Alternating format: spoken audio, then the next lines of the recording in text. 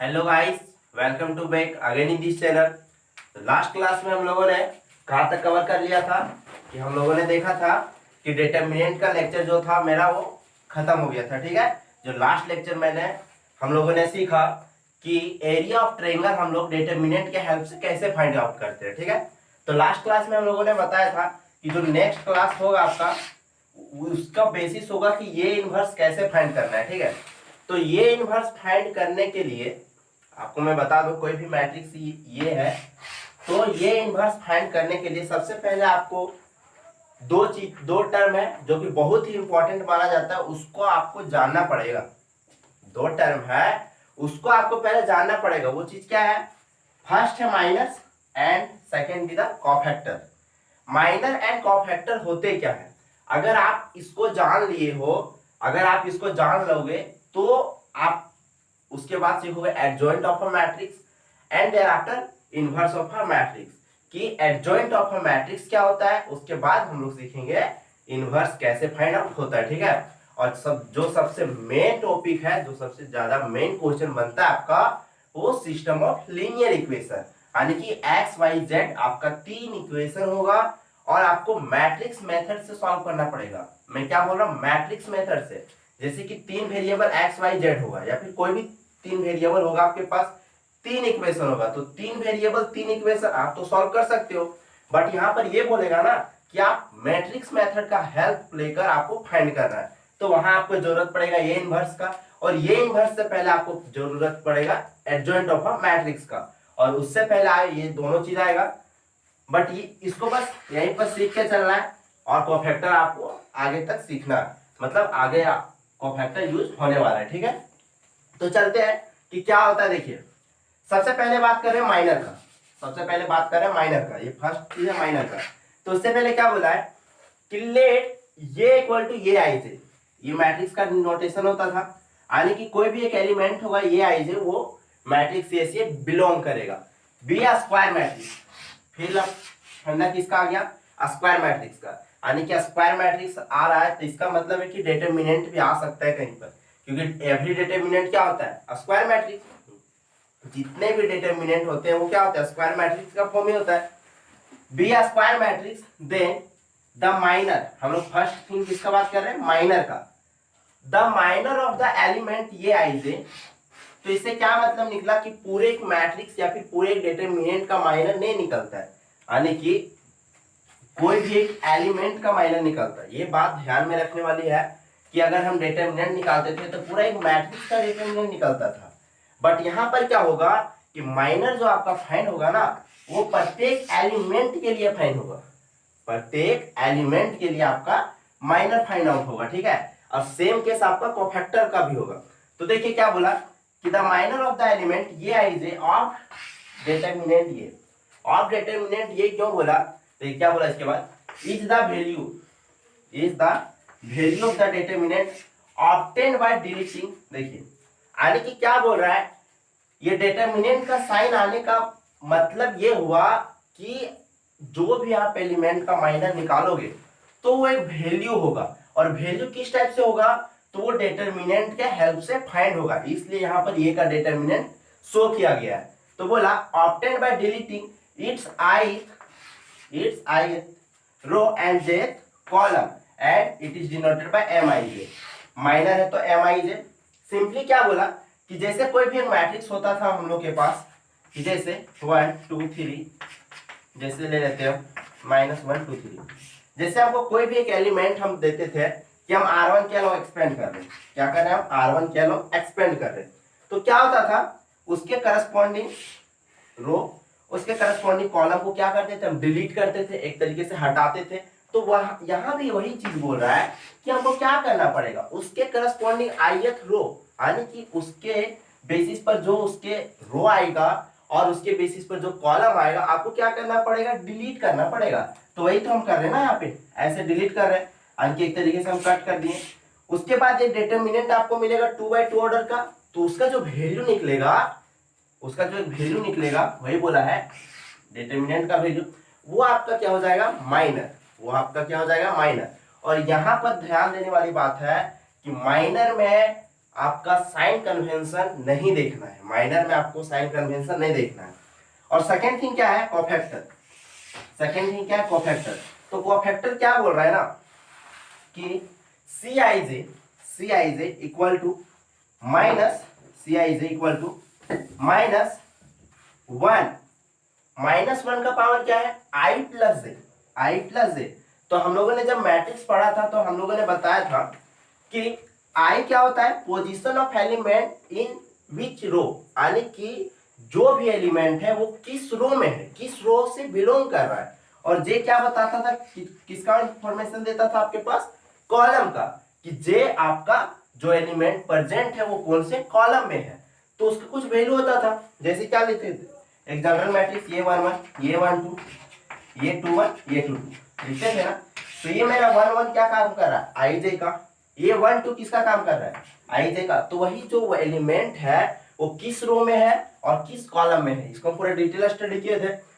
तो वही बोल रहा है कि -1 का पावर क्या हो जाएगा, आई प्लस जे का आपका sum into minor of the element. Simply ये बोला कि माइनर में आपको साइन कन्वेंशन नहीं देखना है, कोफैक्टर में साइन कन्वेंशन देखना है। और सेम केस दोनों में होगा, सिर्फ -1 से मल्टीप्लाई करके उसका पावर आई प्लस जे करना है। और जैसा हम लोग डिटरमिनेंट में एक्सपेंड करते थे ना, सेम थिंग यहाँ पर भी होने वाला है, ठीक है, यहाँ पर भी। तो देखिए ज्यादा अंडरस्टैंडिंग आपको क्वेश्चन से आएगा, तो इसके बेसिस पर हम क्वेश्चन लेते हैं। देखिए आपके पास एक क्वेश्चन मैंने लिखा कि find minus and cofactors of the matrix ये। आपके पास एक मैट्रिक्स ये गिवन है जिसमें कुछ एलिमेंट है 1 2 3 4। तो सबसे पहले क्या चेक करना है कि माइनस एंड कोफैक्टर्स उसी का निकलता है जो एक स्क्वायर मैट्रिक्स हो। क्या ये स्क्वायर मैट्रिक्स है, हाँ, क्योंकि नंबर ऑफ कॉलम भी 2 और रो भी 2, यानी कि रो का संख्या और कॉलम की संख्या कितना है, सेम है। तो क्या बोला है कि माइनस एंड कोफैक्टर्स निकालना है, ठीक है, माइनस एंड कोफैक्टर्स। तो ये क्या है, 2 by 2 ऑर्डर का मैट्रिक्स है, 2 by 2 ऑर्डर का मैट्रिक्स है। तो देखिए आपके पास गिवन है, यहीं से सॉल्यूशन करते हैं। आपके पास गिवन है, सिंपल है, कुछ नहीं, आपको बस देखना है कि कैसे क्या कर रहे हैं, ठीक है। माइनस बोला है ना, तो माइनस में कुछ साइन कन्वेंशन होता है, नहीं होता है, कोई बात नहीं। तो क्या हम कर रहे हैं कि माइनस ऑफ एलिमेंट किस एलिमेंट का निकालते हैं, कि जितने भी एलिमेंट होंगे आपके मैट्रिक्स में प्रेजेंट, उसके एवरी एलिमेंट, उसके प्रत्येक एलिमेंट का माइनर भी निकलेगा और एज वेल एज कोफैक्टर भी निकलेगा। तो क्या बोला, माइनर ऑफ एलिमेंट, किस एलिमेंट का निकाल रहे हैं, सबसे पहले फर्स्ट एलिमेंट का। तो उसको क्या नोटेशन होता है, फर्स्ट रो फर्स्ट कॉलम, यानी कि ये 1 1 क्या होता है, एलिमेंट ऑफ ये 1 1। तो दैट मीन्स क्या हो जाएगा, माइनर निकाल रहे हैं तो M11 होगा ना। तो M11, अब उसमें क्या बोला था कि उसके जो ith row and jth column, simply ये बोल रहा है कि उसके जो करस्पॉन्डिंग रो आएगा और जो कॉलम आएगा ना, उसको डिलीट करना है, तो उसके करस्पॉन्डिंग रो, इसके करस्पॉन्डिंग कॉलम को जब हम डिलीट करते हैं तो कौन सा नंबर दिख रहा है आपको, सिंपली 4 दिख रहा है। तो क्या हो जाएगा, माइनर ऑफ एलिमेंट 1 1 का कितना हो जाएगा, 4, ठीक है। Same thing minor of element ये 1 2 का निकाले, तो दैट मीन्स M12, ठीक है। तो M12 का क्या हो जाएगा, देखिए फर्स्ट रो सेकंड कॉलम, तो उसके करस्पॉन्डिंग रो कॉलम को ढकना है, उसके करस्पॉन्डिंग रो कॉलम को ढकने के बाद कौन सा एलिमेंट मिल रहा है आपके पास, 3। तो क्या हो जाएगा, माइनर ऑफ एलिमेंट 1 2 का 3। Same thing minor of element, अगर हम ये 2 1 का फाइंड करना चाहें तो क्या हो जाएगा, इसके करस्पॉन्डिंग रो एंड कॉलम को ढकना है, इसके करस्पॉन्डिंग रो कॉलम को ढकने के बाद कौन सा एलिमेंट मिल रहा है आपको, देखिए 2 हुआ। उसके बाद माइनर ऑफ एलिमेंट ये 2 1 के बाद क्या आ जाएगा, ये 2 2, क्योंकि अभी हम क्या लिए, हम 2 by 2 ऑर्डर का मैट्रिक्स लिए, ठीक है। जब हम 3 by 3 का लेंगे तो और अंडरस्टैंडिंग हो जाएगा। तो यहाँ पे क्या हो जाएगा, इसके करस्पॉन्डिंग रो कॉलम को ढके कौन सा एलिमेंट मिला हुआ है, ये हुआ माइनर, इसमें कोई दिक्कत वाली बात नहीं है। अब चलते हैं हम किस पे, कोफैक्टर पे। किस पे चलते हैं, कोफैक्टर पे। तो कोफैक्टर क्या होता है, simply Cij -1 power ij and minor, ठीक है, ये थिंग होता है ना। तो चलिए चलते हैं हम cofactor of cofactor of element, किस एलिमेंट का फाइंड कर रहे हैं हम, ये वाला। तो दैट मीन्स क्या हो जाएगा, C11, ठीक है, C11। अब चलिए इसमें क्या होता है, -1, क्या होता है, -1 का power I plus J, I plus J. तो I का वैल्यू कितना है, 1, J का वैल्यू कितना है, 1 हुआ। उसके बाद minor of this element, minor of this element, तो 1 का माइनर क्या हुआ, यहां से निकाल चुके हम 4, और वहां से भी हम ढक के निकालेंगे वही होगा। तो यहाँ पे क्या होगा देखिए, और आपको पता होगा कि -1 का पावर अगर इवन नंबर हो तो क्या होता है, +1 में आएगा, और माइनस का अगर ऑड नंबर में पावर हो क्या होता है, -1। यानी कि कोई भी एक जनरल नंबर में भी आप ले सकते हो कि कोई भी एक नेगेटिव नंबर का अगर पावर इवन नंबर हो, अगर कोई भी नेगेटिव नंबर का पावर इवन नंबर हो तो वो किस में चेंज होता है, सिंपली प्लस साइन में चेंज हो जाएगा, और 1 का पावर कुछ भी रखो तो 1 ही आएगा ना। इसलिए सिर्फ साइन का पहले हम बात कर रहे हैं कि जो नेगेटिव था वो क्या हो गया, पॉजिटिव, और नेगेटिव नंबर का कोई भी पावर अगर ऑड में आ गया तो वो क्या होता है, नेगेटिव साइन के साथ ही ओपन होता है, ठीक है। तो यहाँ से क्या हो जाएगा देखिए, 1 + 1 क्या हो जाएगा, 2, 2 ऑड या इवन, इवन, तो नेगेटिव नंबर का पावर इवन क्या होता है, प्लस में, तो यहाँ पे क्या हो जाएगा, +1 × 4 कितना होगा, +4 ही होगा, होगा ना। चलिए second thing, cofactor of element हम निकालते हैं हम, ये 1 2, ये 1 2, तो दैट मीन्स क्या हो जाएगा, C12 का देखिए, -1 का पावर कितना आएगा, 1 + 2, 1 + 2, एंड कोफैक्टर ऑफ एलिमेंट ये 1 2, ये 1 2 का कोफैक्टर कितना है, 3। अब चलिए यहाँ से 1 + 2 कितना हुआ, 3, -1 का पावर कितना मिला, 3, ऑड या इवन, ऑड, तो किसके साथ ओपन होता है, माइनस के साथ, तो -1 × 3 कितना हो जाएगा, -3 होगा। उसके बाद सेम थिंग डायरेक्ट चलते हैं आप, cofactor of element 2 1, cofactor of element 2 1, तो क्या हो जाएगा, -1, उसके बाद 2 + 1, और कोफैक्टर ऑफ एलिमेंट 2 1 कितना है, 2, यहां से भी देख सकते हैं कितना है, 2। अब चलिए 2 + 1 कितना हुआ, 3, -1 का पावर 3, ऑड नंबर किसके साथ ओपन होगा, माइनस के साथ, तो -1 × 2 कितना हो जाएगा, -2 होगा।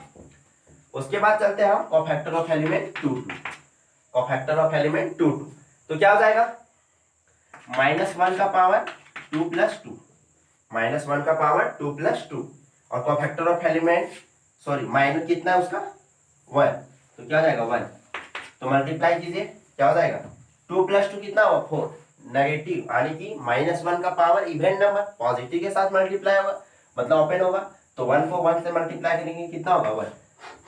तो हमको यहाँ पे क्या देखने को मिल रहा है कि जो चीज मेरा माइनर निकला, जो चीज मेरा माइनर निकल रहा है, कोफैक्टर भी सब वही नंबर निकल रहा है, बस थोड़ा सा चेंज ये हुआ ना कि कहीं कहीं पे माइनस आ गया, कहीं कहीं पे माइनस आ गया।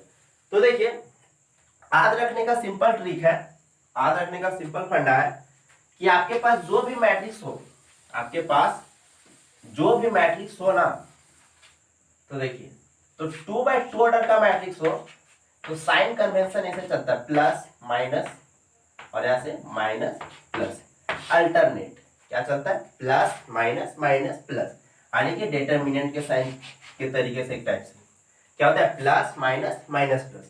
अगर 3/3 ऑर्डर का रहता था तो आपको याद था क्या, प्लस से स्टार्ट करना है, उसके बाद अल्टरनेट, यानी कि एक को छोड़कर एक, माइनस हुआ प्लस, यहाँ पे प्लस था ना, क्या हो जाएगा माइनस, यहाँ पे माइनस, और उसके बाद यहाँ से प्लस, यहाँ से minus plus minus plus minus plus. तो ये किसके लिए हुआ, 3/3 ऑर्डर के लिए, यानी हम किसका बात कर रहे हैं यहाँ पे, कोफैक्टर का। किसका बात कर रहे हैं हम, कोफैक्टर के लिए। कोफैक्टर के लिए आपका देखिए, माइनर में तो साइन कन्वेंशन हमको देखना नहीं है, जो आ रहा है डायरेक्ट, और कोफैक्टर में क्या होता है, साइन कन्वेंशन हमको देखना पड़ता है। तो एक तरीके से समझ लीजिए कि जिस तरीके से डिटरमिनेंट में साइन कन्वेंशन होता था, जिस तरीके से डिटरमिनेंट में मेरा साइन कन्वेंशन होता था, उसी टाइप से कोफैक्टर के लिए होगा। अगर नहीं तो फिर ये -1 का पावर आप कितना बार करोगे, बहुत कंफ्यूजन हो जाएगा। तो आपको ये अप्लाई कर देना, सिंपली हो जाएगा। जैसे देखिए अगर हम इसी में अप्लाई करते हैं, ये 1 1 में क्या था, यहाँ पे 1 1 में पॉजिटिव, तो पॉजिटिव के साथ निकला, देखिए +4, यहाँ भी +4। 1 2 में 1 2 कितना हो जाएगा 8। तो यहाँ पर क्या था 3, वहां पर क्या है माइनस, यानी कि माइनस साइन से मल्टीप्लाई करना है, तो माइनस साइन से मल्टीप्लाई कर दिए तो कितना हुआ -3। देखिए परफेक्टर निकला। अब चलिए 2 1 पे, 2 1 पे भी क्या होगा नेगेटिव नंबर से मल्टीप्लाई करना। अगर ऑलरेडी नेगेटिव नंबर होगा ना तो और नेगेटिव नंबर से मल्टीप्लाई होकर क्या बना देगा पॉजिटिव, ये बात याद रखना है। तो -2 तो क्या निकला -2। फिर लास्ट में क्या हुआ 2 2 के पास कौन सा साइन होता है प्लस, तो इसके आगे प्लस से मल्टीप्लाई करेंगे तो क्या हो जाएगा +1 ही रहेगा, होगा ना। ये हुआ 2/2 के लिए। अब चलते 3/3 के लिए कि कोई भी अगर एक मैट्रिक्स है 3/3 ऑर्डर का तब उसका माइनर्स एंड कोफैक्टर्स क्या होते हैं। ठीक है, माइनर्स एंड कोफैक्टर।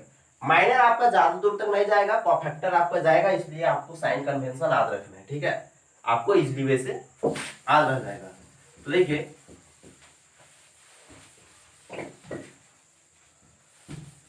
इसके बेसिस पर एक क्वेश्चन लेते हैं हम।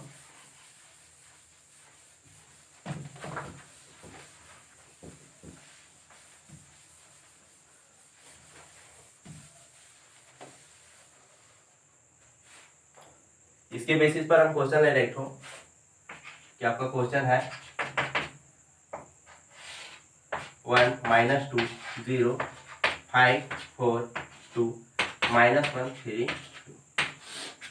आपके पास एक मैट्रिक्स है और आपको क्या करना है इसके प्रत्येक एलिमेंट का माइनर एंड कोफैक्टर फाइंड करना, माइनर एंड कोफैक्टर। ठीक है, तो चलिए फाइंड करते हैं। तो सबसे पहला बात सॉल्यूशन, तो क्या फाइंड कर रहे हैं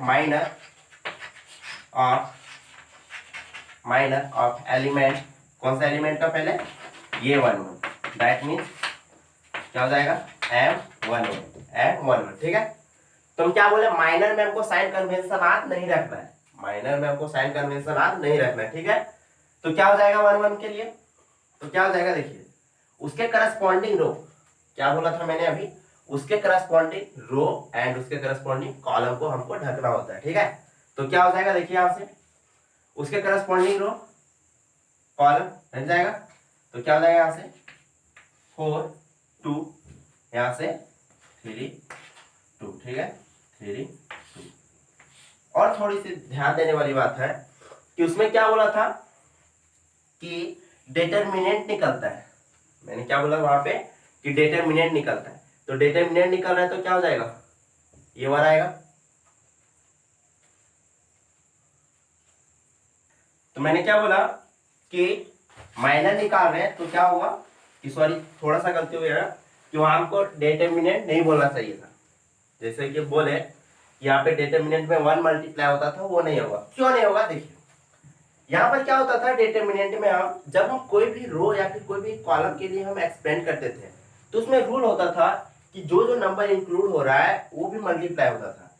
बट इसका डेफिनेशन ही बोल दिया, इसका डेफिनेशन ही बोल दिया कि जो मेरा माइनर होगा चाहे कोफैक्टर हो चाहे माइनर, तो माइनर में क्या बोला सबसे पहले कोफैक्टर क्या होता है -1 उसका पावर i+j, वो सिर्फ साइन कन्वेंशन चेंज होता है थोड़ा बहुत।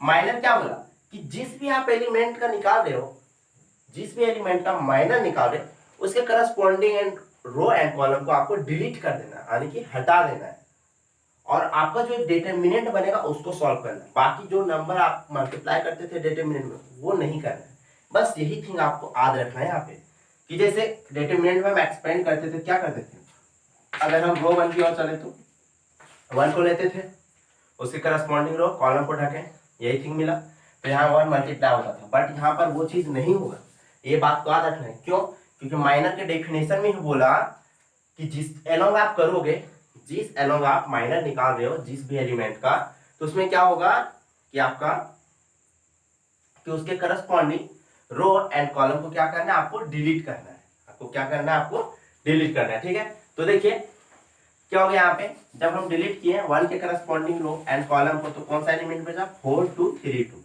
4 2 3 2, तो एक डिटरमिनेंट बना है 2/2 ऑर्डर का, तो डेफिनेशन में भी बोला था डिटरमिनेंट, तो 2/2 ऑर्डर में तो दिख नहीं रहा था, तो 3/3 में आपको क्लियरली दिख गया। ठीक है, तो क्या हो जाएगा यहाँ से 4 2 क्या हो जाएगा 4 2 8 और यहाँ से 6 कितना मिल गया 2। ठीक है, सेम थिंग ये 1 2 का, दैट मीन्स M12 M12 क्या हो जाएगा देखिए 1 2 के लिए ये कॉलम ये रो, ये रो कॉलम को ढकने के बाद कौन सा एलिमेंट दिख रहा है 5 2 -1 2 ना 5 2 -1 2 दिख रहा है।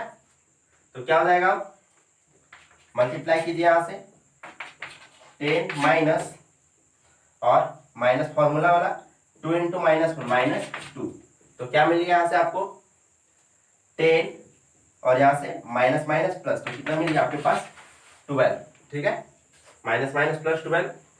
फिर यहां से निकालेंगे हम कोफैक्टर ऑफ एलिमेंट ये 1 3 का सॉरी माइनर निकाले ना तो दैट मीन्स माइनर ऑफ 1 3 तो 1 3 के लिए क्या हो जाएगा बस वही काम करते जाना है 1 3 एलिमेंट है इसके करस्पॉन्डिंग कॉलम रो को रखिए कौन सा एलिमेंट मिलेगा आपको पास आपके 5 4 -1 3 5 4 -1 इंटू -1 3 तो क्या मिल गया आपके पास देखिए मल्टीप्लाई कीजिए कितना मिला 15 माइनस और ये क्या मिले यहां से माइनस और ये -4 तो कितना हो गया 15 माइनस माइनस प्लस तो 15 और 4 19 ठीक है। सेम थिंग यहां से आएगा ये कितना हो जाएगा अब 1 3 तो अब 2 1 ये 2 1 के लिए क्या हो जाएगा दैट मीन्स M21 तो क्या हो जाएगा M21 के लिए देखिए 4 है इसके करस्पॉन्डिंग क्या रखना है रो एंड कॉलम को इसके करस्पॉन्डिंग रो एंड कॉलम को है ना सॉरी 4 नहीं 5 है ना 2 1 सेकेंड रो फर्स्ट कॉलम इसके करस्पॉन्डिंग रो कॉलम को ढक के कौन सा एलिमेंट मिलेगा आपको -2 0 3 2 -2 0 3 2 ठीक है ये मिल रहा है आपके पास -2 0 3 2 तो मल्टीप्लाई कीजिए क्या हो जाएगा -2 एंड 2 कितना मिल गया आपके पास -4 और ये 0 के साथ मल्टीप्लाई करेंगे तो कोई बात ही नहीं है तो ये माइनस तो ये यहीं पर हो जाएगा। अब जो एलिमेंट बचा हम उसका निकाल रहे हैं तो इसको लिए हमको इसको क्या करना पड़ेगा थोड़ा मिटाना पड़ेगा।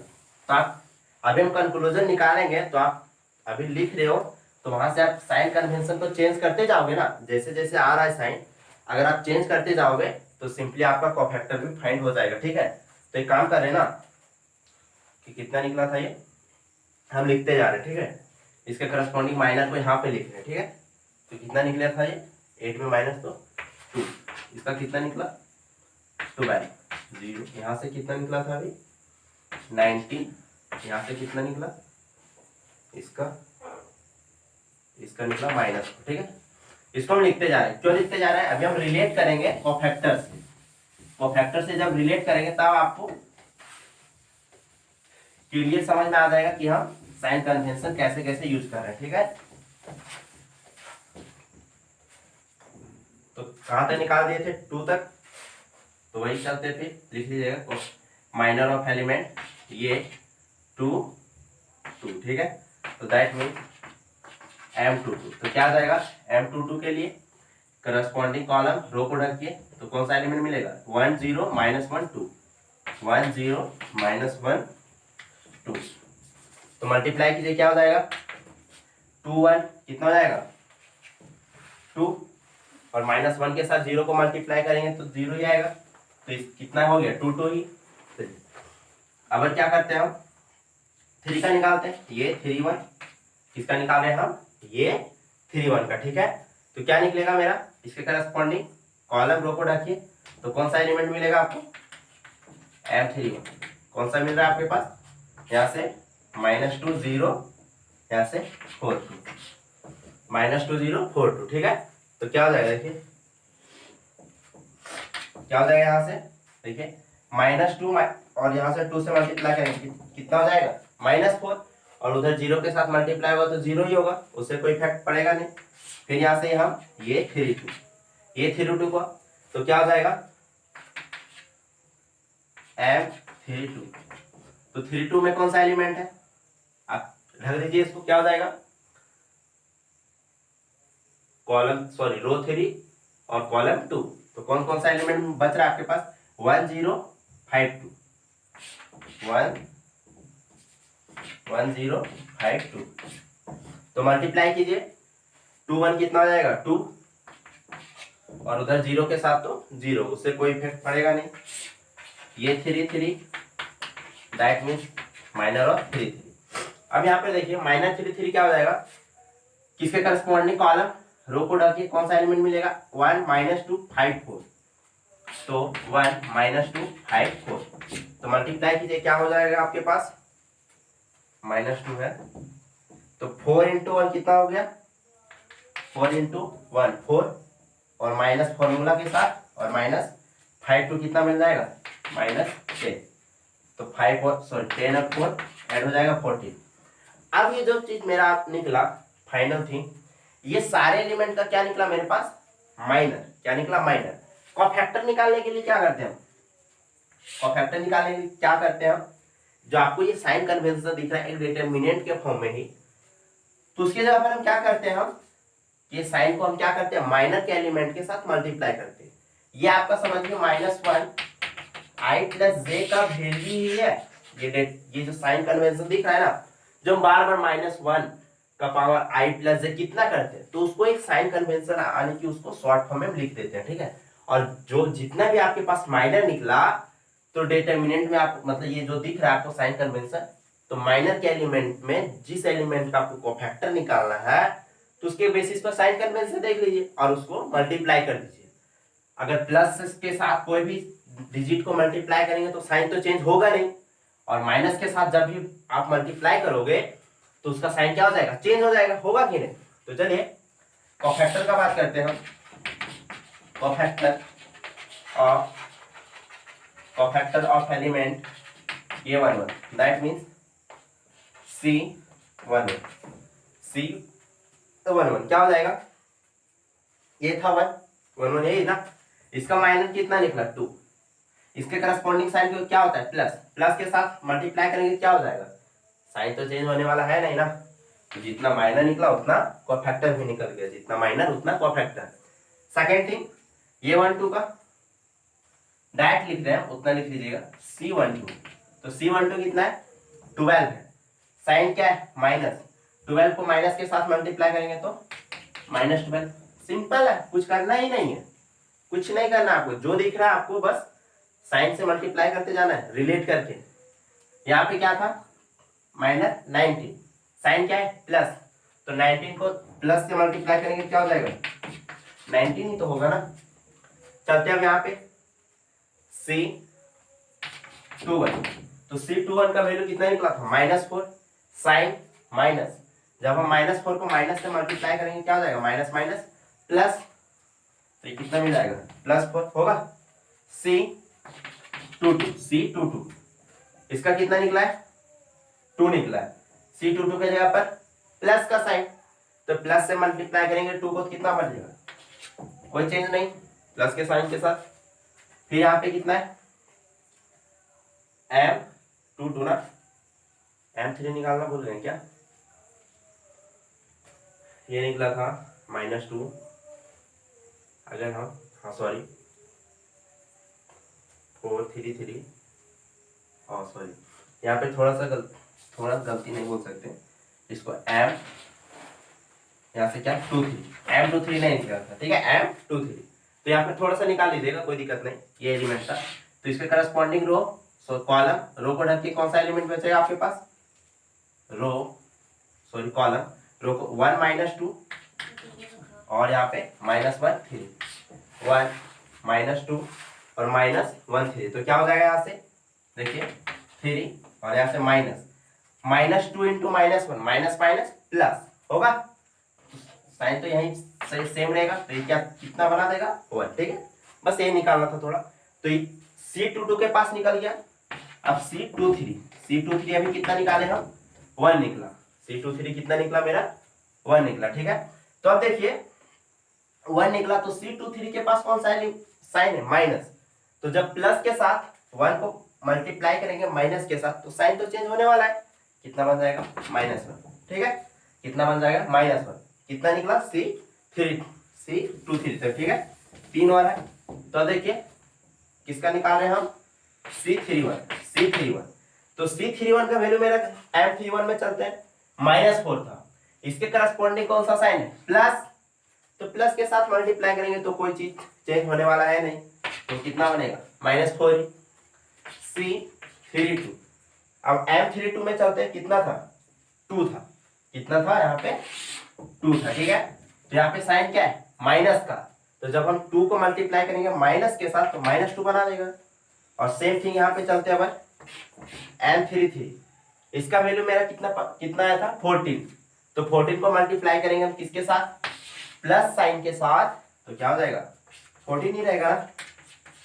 तो आपको सिंपली क्या दिखा कि 2/2 ऑर्डर का अगर मैट्रिक्स रहे, 2/2 ऑर्डर का मैट्रिक्स, तो इस साइन कन्वेंशन को फॉलो करना है, और अगर 3/3 का रहे ना तो इसको फॉलो करना है, ठीक है। सेम थिंग है, आपको कुछ नहीं करना, माइनर जैसे निकाले हो साइन कन्वेंशन को यूज करके जैसा है, अगर प्लस है तो कोई चेंज ही नहीं, माइनस है तो साइन को सिर्फ चेंज करना है, वो हो गया कोफैक्टर। अब नेक्स्ट क्वेश्चन लेते हैं इसके बेसिस पे। तो देखिए टाइम को देखते हुए हम क्वेश्चन ज्यादा नहीं ले रहे, बस इस क्वेश्चन को क्या डाल रहे हैं हम होमवर्क में।